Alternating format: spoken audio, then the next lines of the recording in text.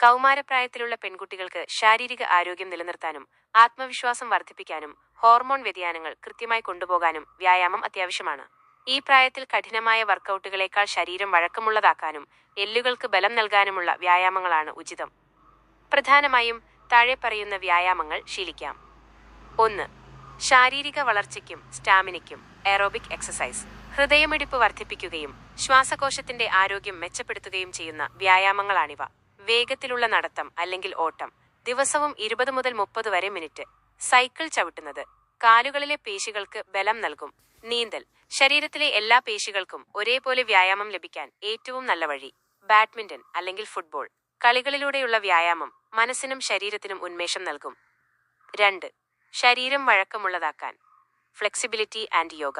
കൗമാരക്കാരിലെ നടുവേദന, ആർത്തവ സംബന്ധമായ ബുദ്ധിമുട്ടുകൾ എന്നിവ കുറയ്ക്കാൻ യോഗ സഹായിക്കും.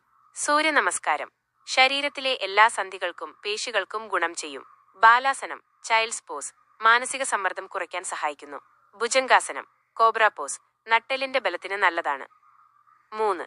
പേശികളുടെ ബലത്തിന് സ്ട്രെങ്ത് ട്രെയിനിങ്.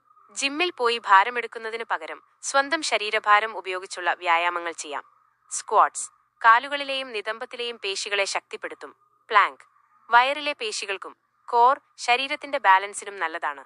സ്കിപ്പിംഗ് കയർച്ചാട്ടം എല്ലുകളുടെ സാന്ദ്രത ബോൺ ഡെൻസിറ്റി വർദ്ധിപ്പിക്കാൻ ഇത് മികച്ചതാണ്. ചില പ്രത്യേക നിർദ്ദേശങ്ങൾ.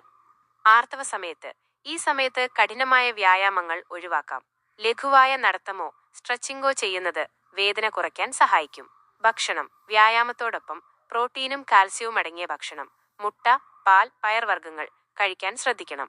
വെള്ളം വ്യായാമത്തിന് മുൻപും ശേഷവും ധാരാളം വെള്ളം കുടിക്കുക. വിശ്രമം ദിവസവും 8 മുതൽ 9 വരെ മണിക്കൂർ ഉറക്കം ഈ പ്രായത്തിൽ നിർബന്ധമാണ്. തുടങ്ങുമ്പോൾ ശ്രദ്ധിക്കാൻ പെട്ടെന്ന് കഠിനമായ രീതിയിൽ തുടങ്ങാതെ ആഴ്ചയിൽ 3 മുതൽ 4 വരെ ദിവസം എന്ന രീതിയിൽ പതുക്കെ വ്യായാമം ശീലിച്ചു തുടങ്ങുന്നതാണ് നല്ലത്.